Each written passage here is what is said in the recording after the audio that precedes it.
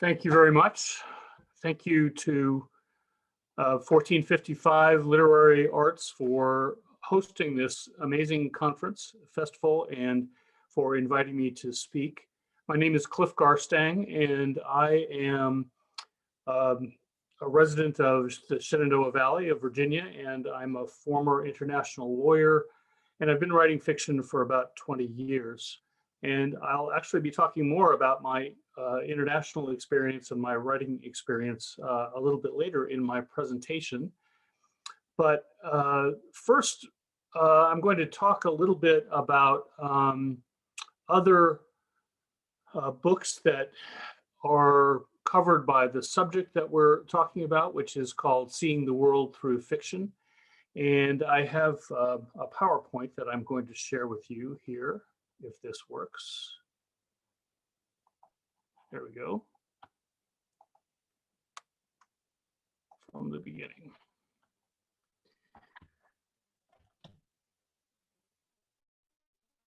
Seeing the World Through Fiction, taking your readers on a voyage. The reason this subject appeals to me is because of my own international experience. And I know that writers of especially genre fiction use international settings a great deal. Thrillers are often set outside the United States, spy thrillers especially. Speculative fiction, of course, frequently involves exotic world building, other planets, or some kind of a fantastical world or parallel universe. But most literary fiction that I'm familiar with is published in the US, is set in the United States. And but I suppose that's because, like most Americans, American writers just know their country better than any others. And so in order to stick with the rule of write what they know, they stick to this familiar territory of America and American culture. And there's absolutely nothing wrong with that, obviously. And I love to read all kinds of books. And some of the best American novels are purely domestic. Not in the sense that they're about household matters, but in the sense that they take place in the United States. But the world keeps getting smaller, it seems to me, and it's my view that setting a book in a more exotic or at least more distant locale is a great way of grabbing a reader's attention. I know it often grabs my attention. But there are challenges to a writer in doing that, primarily in two areas. One is authenticity, making sure that you get the facts right. And then the risk of cultural appropriation, which we're going to talk about in detail here shortly. So I'm going to start by talking about some examples of relatively recent novels by Americans in the last 25 years or so, set outside the United States, and also a couple of books that are of interest not by Americans. And we'll see if we can identify how those authors approached their subject matter and setting, how they achieved authenticity in the writing and avoided cultural appropriation or not in one case. And then I'll talk about my own writing and my experience and how I deal with these issues. So first, some books set primarily outside the US by American writers. I recently asked my cadre of Facebook friends for suggestions for books that meet this description. And first of all, by American, I really meant US citizens. I realized that American is a bigger term than just the United States. But most of my Facebook friends would have understood what I meant. But that's a distinction that will be relevant in at least one of the books that I'm going to talk about. And I could also be looking at, and I will look at least one example of a European writer who is writing about locations outside of his home country, if not his home culture. And so those are examples that also fit my interest in cross-cultural fiction. So this list that they came up with is a pretty long list, and eventually I'll mention a few of these other titles, uh, but I'm really only going to focus on books that I have read so that I can discuss more intelligently.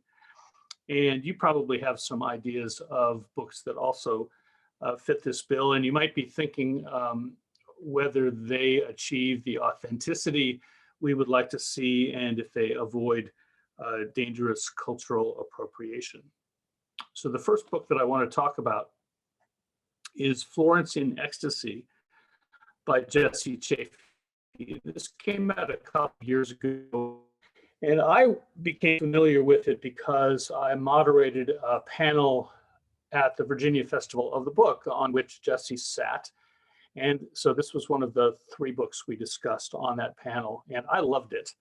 It's about a woman from Boston, young woman who is spending some time in Florence, Italy. She had encountered some difficulties in Boston, relationship problems. She has had at least an eating disorder, and she's troubled in various ways. So she goes to Florence, Italy, hoping to leave those problems behind her in America. And she has some familiarity with Florence because she is an art historian herself. And so the art history of Florence appeals to her. And in terms of thematic issues, the author chose Florence. One reason is because of the history of women saints in Florence, and that really is something about Florence that appeals to Hannah, this main character. It's also relevant that Florence is known for its food culture, and because of the character's eating disorder, that's relevant. So the setting is really crucial.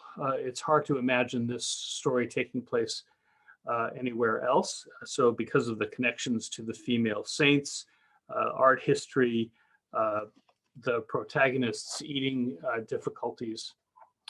And a few things to note. First of all, this is about a white woman from Boston in a culture that is not that far different from what she's familiar with by going to Italy. So it's not really much of a stretch.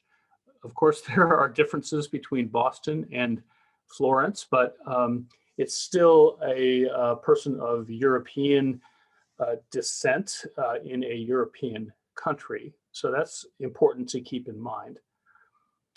But how did the author achieve authenticity?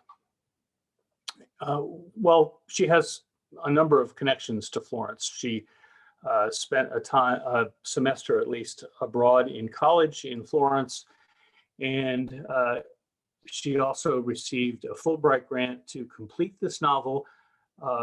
So she was in Florence, and she actually spent that time as writer in residence at the Florence University of the Arts.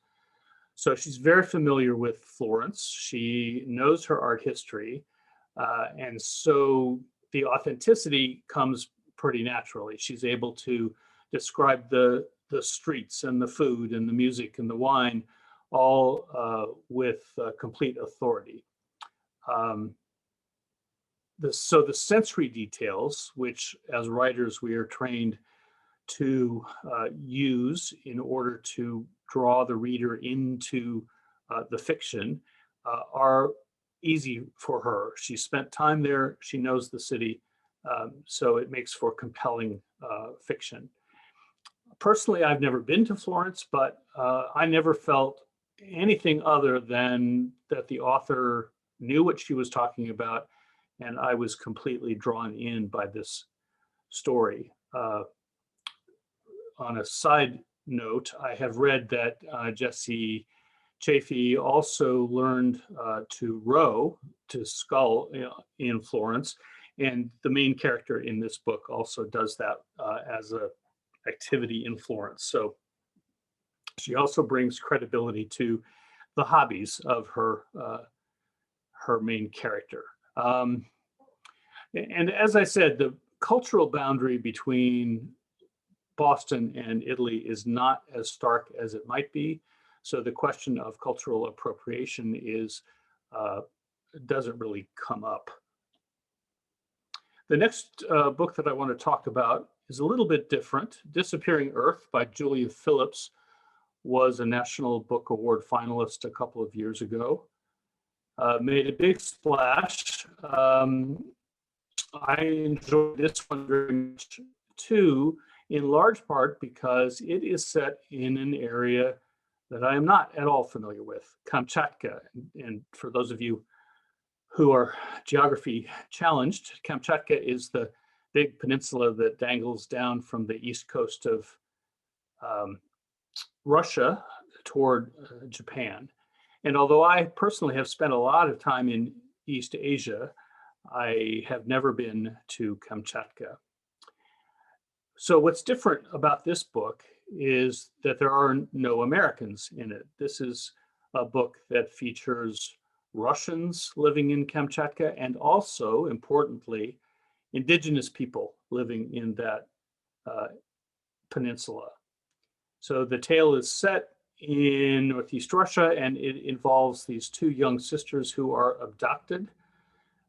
And the book is about the search for these girls, and the chapters are told from the point of view of various other people in the area, including some of the indigenous residents. So while many of us know something about Italy, even if we haven't been to Florence, we probably don't know a lot about this part of Russia. And so I was curious how Phillips accomplished really the same thing that Chafee did in Florence and Ecstasy, which is to create an atmosphere that seemed completely credible to me. Sociologically speaking, the story is ethnically diverse. The landscape it seems particular to that peninsula. And so it turns out that Phillips also, when she was in college, spent a semester in Moscow and later earned a Fulbright. So far we have two Fulbright scholars.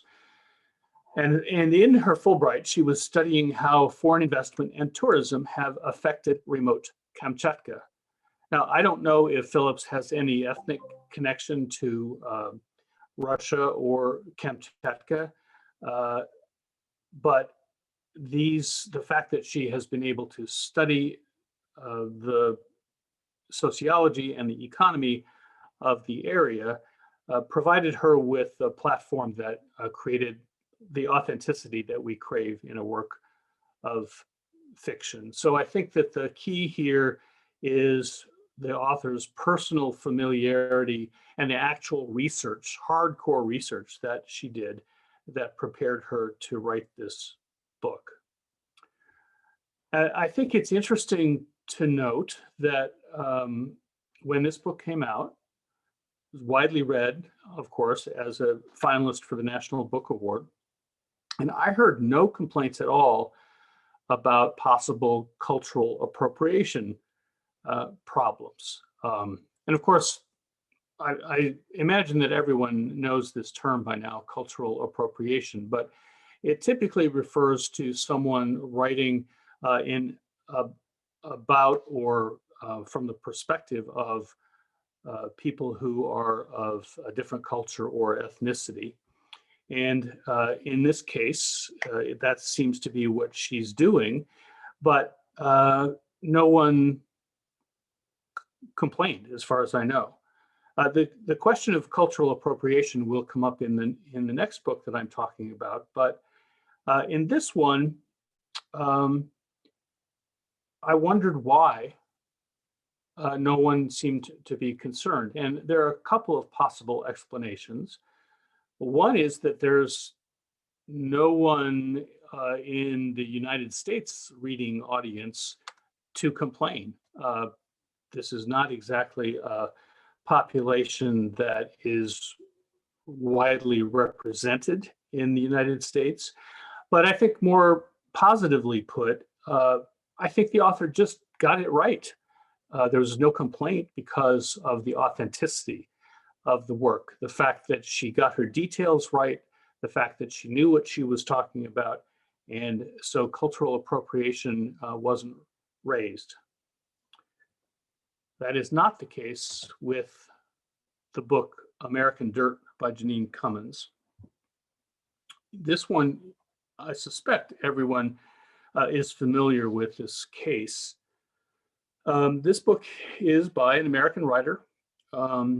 She apparently does have some Puerto Rican ancestry, but that was not known at first when the book came out. It does not feature American citizens. It's about a Mexican woman.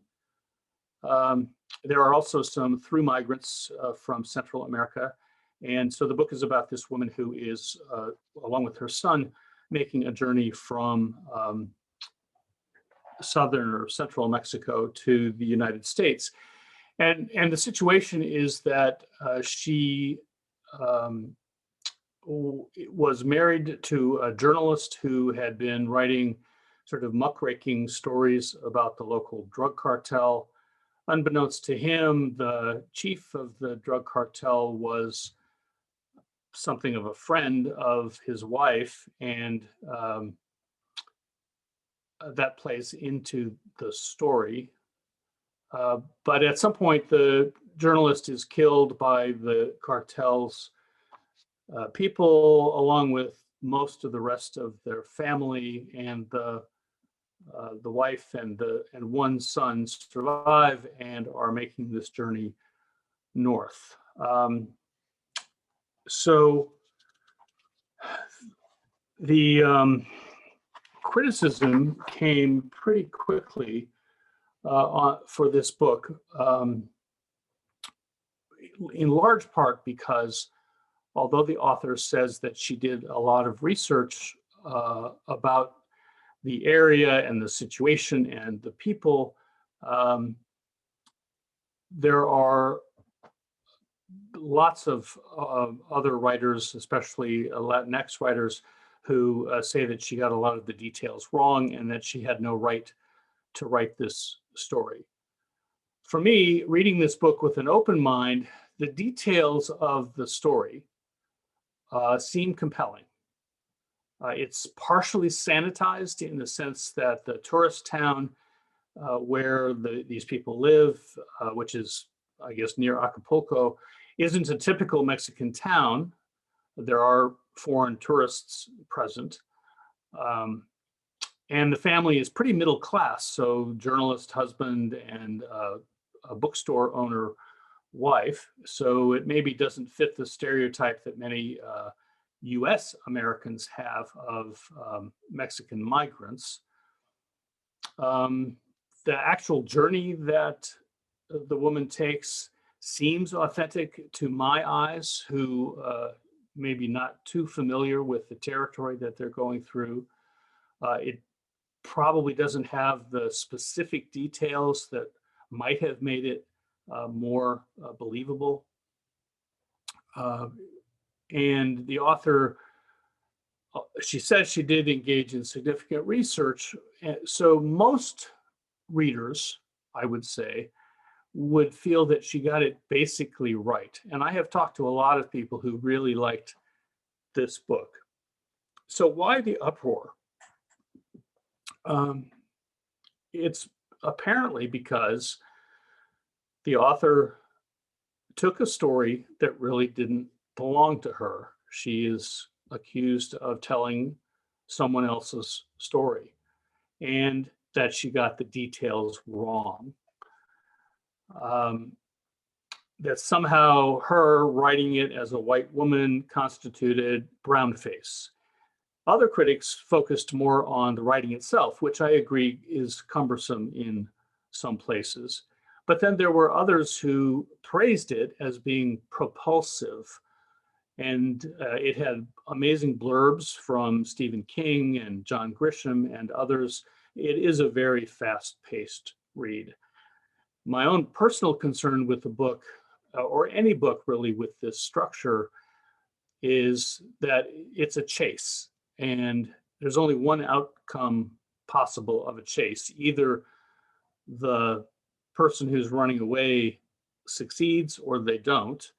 And it's really not a very satisfying outcome either way, in my opinion. But I think possibly another factor in the reaction to this book was the pre-publication publicity. The publisher paid a huge advance for this book. And in order to earn that back, they had to do amazing publicity. It was picked as an Oprah book club pick. I mentioned the amazing blurbs that it got. And while I'm not saying that jealousy was behind the criticism of the book, all of that certainly did rub people the wrong way. I want to talk about a couple of other books that I think are interesting. So here are a couple of books by Colin McCann. McCann, of course, is not American, or at least not originally. He's from Ireland. He teaches and lives in New York.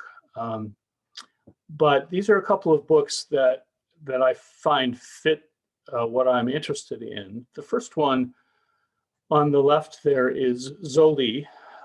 Came out quite a while ago. It's about a Roma woman who grows up in, well, actually all over Central Europe, Romania, Czechoslovakia, various other parts of Central Europe. And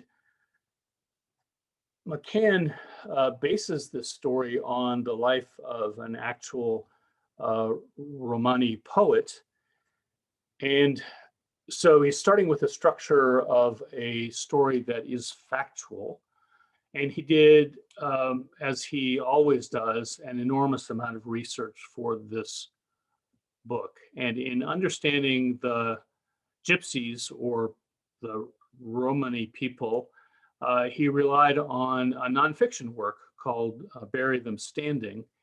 And that book goes into great detail about the history and practices of the Roma people. And so this book I found very compelling. I've never heard any criticism about it at all. And I suspect that part of that is because there is a historical element to it. So it begins in the 30s or 20s even, and as fascism is beginning to spread through Europe, Zoli, the main character, and her grandfather flee to join another group of Romani musicians. And so the historical element of the book may insulate it a little bit from the possible claims of cultural appropriation, but there is no questioning its authenticity because kind of research that McCann does for a story. He has another book about digging the tunnels in New York for the subway system, and my understanding is that he spent a lot of time underground with tunnel diggers so that he would understand what that culture was like. And so he's very well known for this sort of immersive journalistic approach to writing fiction, and that clearly leads to his credibility and authenticity. The other book cover that I have here on the page is a Paragon, which came out last year. This one is set in Israel and the occupied territories.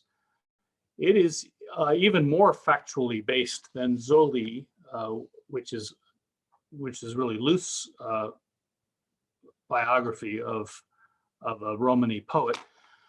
But a Paragon is about two actual men, one Jewish and one Palestinian Muslim, in Israel, who both have lost family members because of the violence. And McCann approaches this story, and he uses their actual names, and he has long interviews with these two men and their families, so that they really come through in the book as real people, not really as fictional characters, even though he has fictionalized a great deal of the events of their story.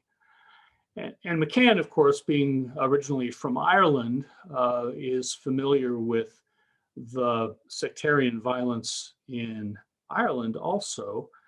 And so he brings that perspective to it and draws a number of parallels between the violence in Northern Ireland and in Israel. So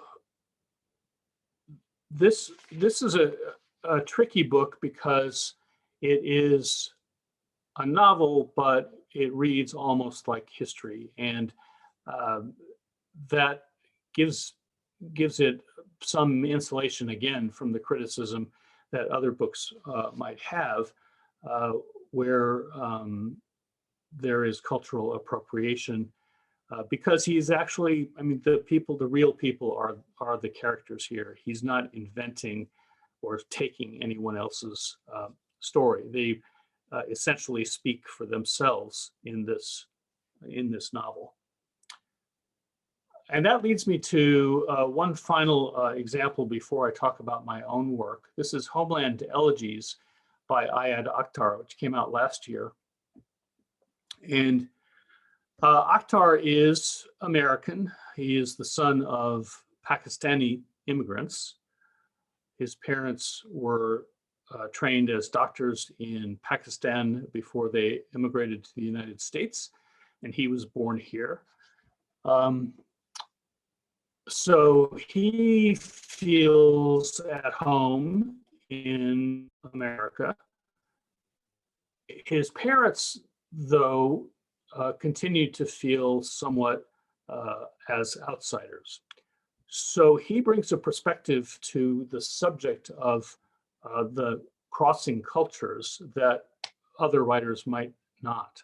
So he is even more comfortable in America than he is in Pakistan. And when he goes to Pakistan, he is something of an outsider there. His parents feel like outsiders here.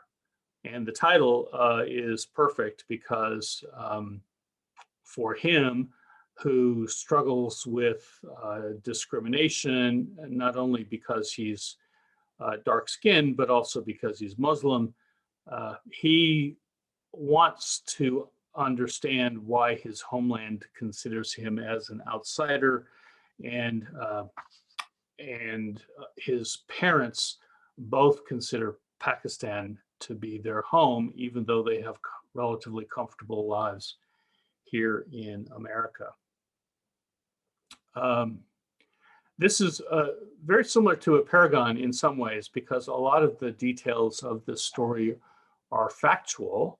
He writes a lot about 9/11 and the increased discrimination against Muslims after 9/11.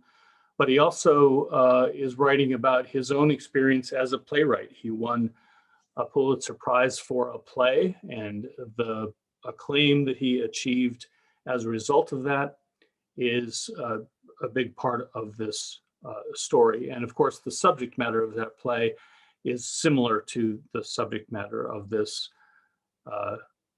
novel. The tension that Muslim Americans may feel when they are being discriminated against, and understand the overseas reaction to some of America's behaviors. So trying to draw a couple of lessons from these various books that approach the cross-cultural fiction in different ways, there are really two. One is, make sure you get your details right.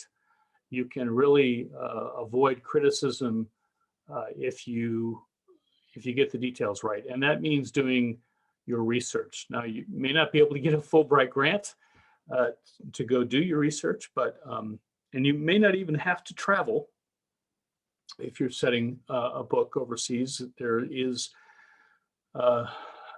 great information available online and in real books.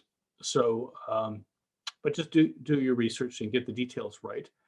And if you are crossing cultural boundaries, be sure you do it with sensitivity. And that's something I'll talk a little bit more now as I shift to my own work.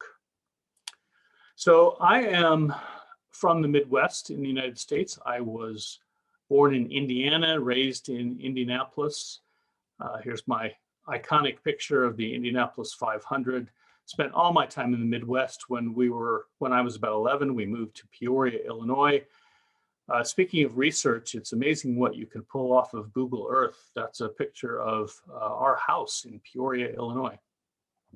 And so I even went to college in the Midwest. I went to Northwestern, just outside of Chicago. So I had never been anywhere, frankly, and I knew nothing about the rest of the world. And I would not have been able to write the kinds of things that I write if my life had not changed. And the first thing that happened was that I was starting to try to train myself as a writer by getting a master's degree in English. And so I stayed in the Midwest and I went to Indiana University to enroll in a master's program there. And I did that because I needed to read a lot more. I had not been an English major undergraduate, and I just wanted to read everything so that I could write. But I was a little tired of school. I thought it was time to have some kind of an adventure. So I was fortunate to be able to join the Peace Corps. I did the master's program for a semester and took a leave of absence to join the Peace Corps, and I was sent to South Korea. So here's a picture of a refurbished old neighborhood in South Korea, but that's not where I was stationed. I was sent to a city called Jeonju to teach at the university there. So that's a little map of where Jeonju, South Korea is, the old neighborhood roofs that were in existence back in the 70s when I lived there. I lived in that kind of a neighborhood. And that's a picture of one of my favorite Korean dishes, bibimbap, which is said to be from Jeonju, Korea. So I was teaching English in Jeonju for 2 years.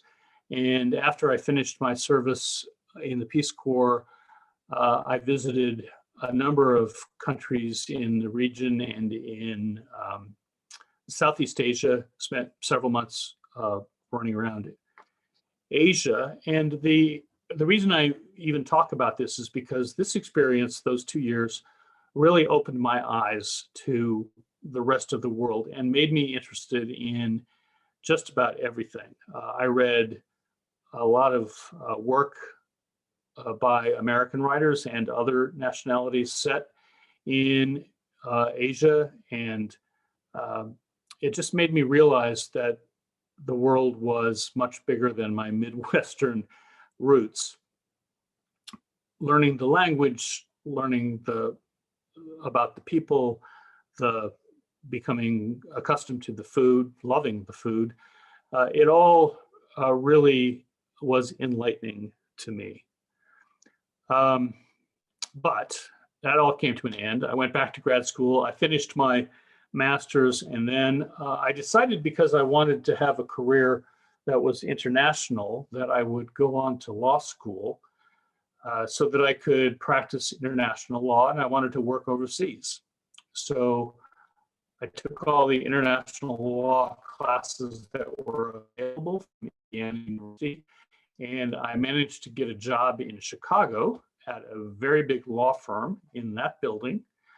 I think I was on the 47th floor, maybe 46. And after a couple of years in this firm in Chicago, I had been advocating for an overseas posting, And I finally got one, and they sent me to Singapore. And that's what Singapore looked like in 1983 when I arrived. I had been to Singapore earlier, about 5 years earlier on my backpacking trip, but I was very excited to get there. And again, keeping my eyes open, Singapore is a very interesting culture. Of course, it's a former British colony, so there are things that are quite familiar there, but it's also a multicultural city. And my work took me throughout the region as well. I was there for 5.5 years when my law firm decided I needed to go to California for some reason. Oh, that's where Singapore is. She did. And so I went to Los Angeles. That's how I think of Los Angeles. I was only there for a year and a half, spent a lot of that on the freeways, getting to work. And then when my time in LA was done, they sent me back to Singapore. So it's now 1990, and that's what Singapore looked like in 1990.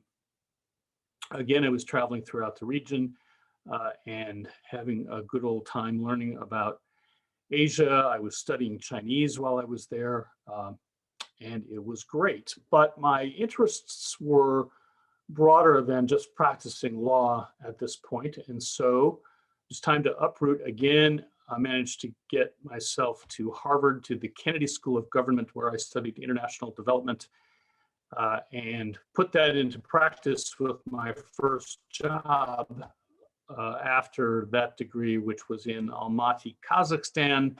That's where Kazakhstan is, where Almaty is. Yeah, so that was a very interesting year spent there. It's interesting, just as a side note, when I was hired for that job, I knew that Almaty was in Central Asia, and because I was very experienced in Asia, I thought that was the same, but it's not. And then when that year was over, I came back to the US, and two things happened. One was I got my dream job, which was in the legal department of the World Bank in Washington. So this is the headquarters of the bank. It's 2 blocks from the White House. But the other thing was that I had started to think about writing and using my international experience in my own fiction. I was able to take classes at the Writer Center in Bethesda, and I wrote what essentially was a practice novel set in Southeast Asia about a couple of young Americans who were backpacking in Southeast Asia and got into trouble. So that was fantastic. And in my work at the World Bank, I was still doing East Asia. I was in the East Asia division of the legal department. So I spent a lot of time on airplanes flying to the capitals of Asia. There's Beijing, that's Jakarta, that's Seoul. Was going to Korea frequently during the Asian financial crisis of the late 90s. That's Hanoi. I had fascinating projects that I worked on in Vietnam. That is Ulaanbaatar, Mongolia, Vientiane, Laos, and Phnom Penh, Cambodia. So I was able to see a lot during the time that I worked at the World Bank, and I have written fiction set in all of these places because I love them and they are now familiar to me. But eventually, I wanted to turn my attention full time to the writing of fiction. So I left my job at the World Bank and I moved out here to Stanton, Virginia in the Shenandoah Valley, where I can see beautiful views and have a peaceful writing life and write my books. At the same time, I enrolled in an MFA program in Charlotte, North Carolina, because I didn't know what I was doing. And I needed some help figuring out how to write. And I worked on that practice novel that I mentioned earlier, but eventually I turned my attention to short stories as a way of training myself as a writer. And so I mentioned that I had moved to Stanton, Virginia. And all of my previous living experience was in cities. Even as a kid, I lived in relatively large cities. And so this was a new environment for me. Not only the landscape, which is hilly and mountainous, everywhere else I lived was flat, except for Kazakhstan. It was rural, agricultural, southern, all these things that were new for me. And I struggled a little bit to fit in to this environment. So not surprisingly, I was writing stories about people in a similar situation. And the result of that was my first book in an uncharted country.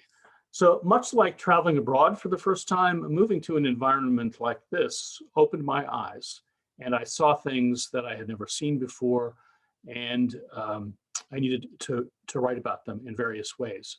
So the stories here share that with my international interests, just the fact that it's about something that's so new to me as a writer.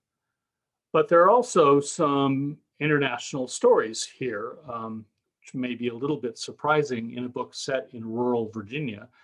But one of the stories is about a couple that travels to China to adopt a baby. And I was able to write that authentically because I accompanied friends of mine who were adopting in China. And I helped out because I spoke Chinese, and I carried bags, and I was just an extra hand to help with the baby.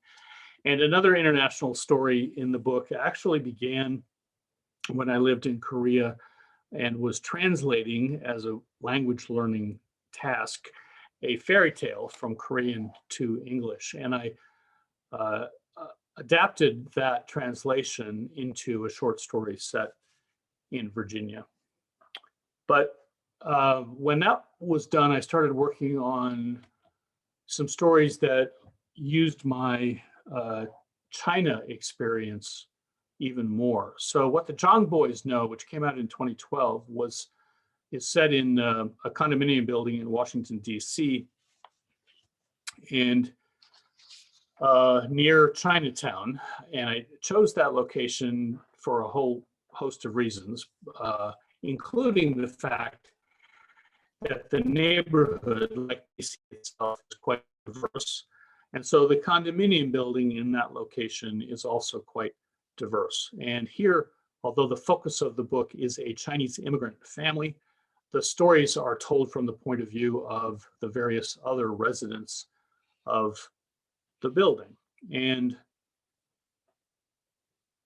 what was interesting here was that I was able to inhabit the mindsets of lots of different people. So the main character, as I say, is a man from Shanghai, China.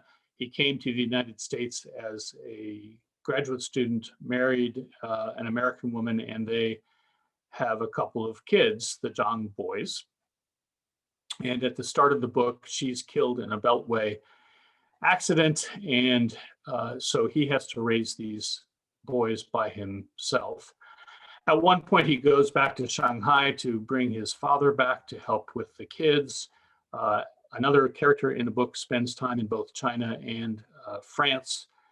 But all the characters are quite different from each other, and most of them quite different from me. And I think I will mention at this point that I did a talk to a college class once, and they had read one or both of these books, and one of the students asked me how I could possibly inhabit the mind, the perspective of a character that was so different from me.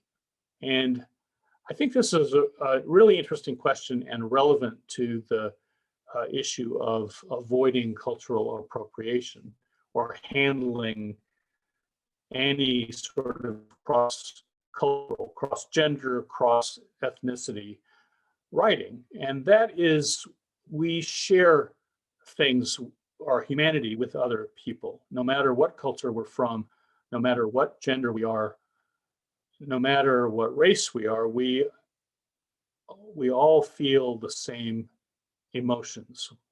In this book, uh, most of the characters have suffered some kind of a loss, so they all have that in common. And I feel that I'm able to write about loss myself, having also experienced loss. And the trick is to do it with sensitivity, without resorting to stereotype and cut out characters.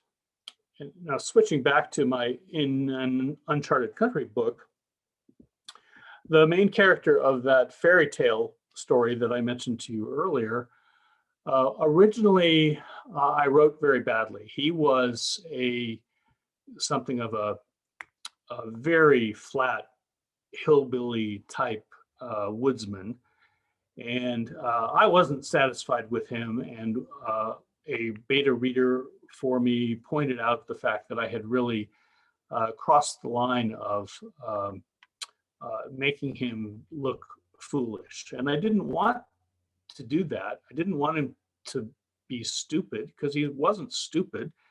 He was just from a different environment. And so I think I learned my lesson, not only in depicting the way he spoke, but also in the actions that he took and the emotions that he felt. In the process of revising that story, I became far more sensitive to who he was as a human being. He was no longer just a flat character in my story. He was becoming a real person. Let's see. So I really wanted to talk about these books. These are not, I didn't write these books, but up in the upper corner there, you see the logo of Prime Number magazine, which I co-founded with the publisher at Breast 53 in 2010. And I was the editor of that for a long time. And then I also edited this anthology series. And because of my interest in stories set outside the United States, I proposed this to Press 53, and I loved the ideas. So the first volume, the one on the left, the tan one, came out in 2014, I think. And it was very popular with writers. I got so many submissions of stories to appear in it. There were 20 stories set in 20 countries. And 2 years later, we did the blue one, and the pink one came out in 2018. Also 20 stories set in 20 countries. Whoops. And what I was interested in here was not stories about tourists so much. There's nothing wrong with stories about tourists. Tourists are able to get into trouble just like anybody else, maybe more so. But I was really interested in stories where the culture comes through. So these are mostly stories about either Americans who live in these countries and know the culture, know the people, interact with the people, or about the people themselves. Many of the authors are originally from the countries they're writing about. Many of the authors in these stories are former Peace Corps volunteers, so I knew that they were familiar with the environments where they had worked and could write these stories with authenticity and generally with sensitivity as well. So that was an exciting project, and I think it worked out really well, and there may be another volume of those coming. After my short story collection came out, my last story collection came out in 2012, I started working on this book, which used a lot of my Korean experience. It's The Shaman of Turtle Valley. Again, it's set in Virginia, but it's about a man who has married a Korean woman and brings her back to Virginia. And there is a culture clash there. There are scenes in the book that are set in Korea, mostly Seoul, but also other places.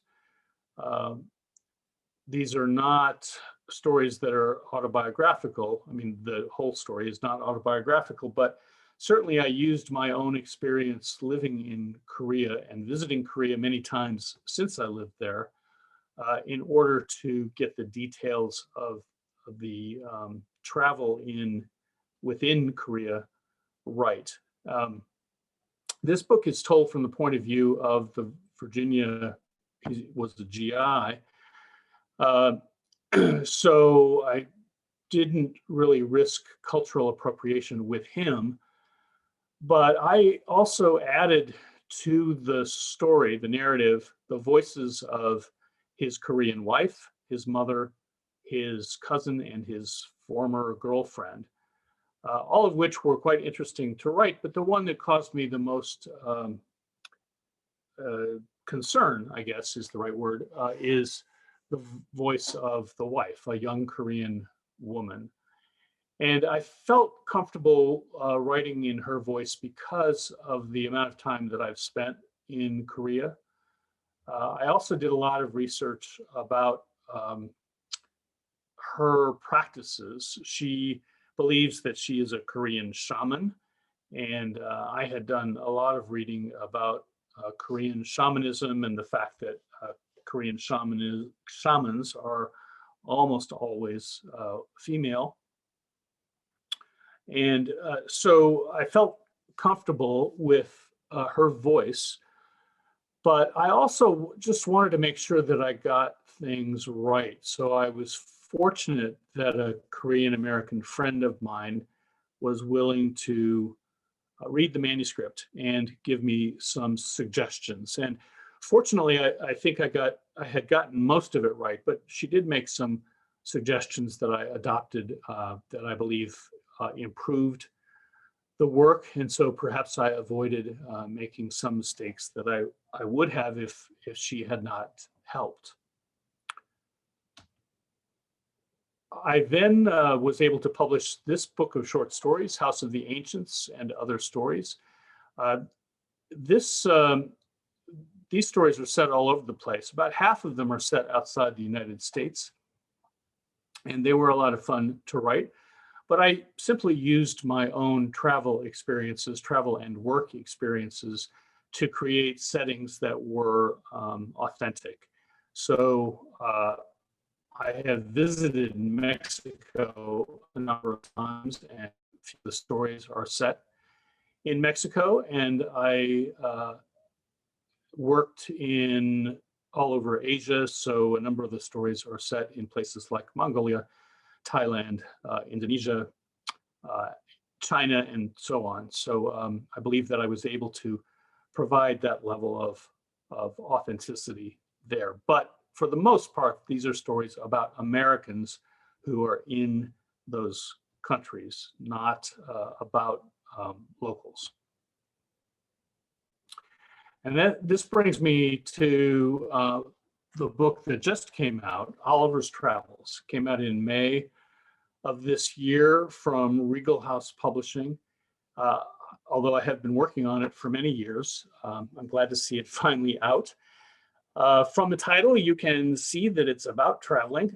In fact, very early in the novel, the main character, his name is Ali, remembers a conversation that he had with one of his college philosophy professors, who tells him that the way to open the door of consciousness is to travel, that one can learn everything one needs to know by opening your eyes and setting out into the world. And Oliver believes that, or Ali rather, believes that he needs to go on a voyage, something like the voyage that Gulliver took in the title to which we are alluding by my title, Oliver's Travels. And he believes that the answers to the questions that he has will be found on his travels. So he goes to places where I have spent a great deal of time and where I hope I'm able to get the details right to make an authentic experience for the reader. That's the end of my publishing journey. I'm currently working on a novel set in Singapore. And so I am still facing all of these issues. I have a number of characters who are Singapore natives and natives of other countries. And so I am trying to be careful with both getting my details right. There's a historical element of the book, and so getting historical details right is important, but also in being culturally sensitive. So with that, I'm going to wrap up, and thank you for listening. I hope you got something out of the session, and I will turn it back over to our session hosts. Thanks to 1455 again.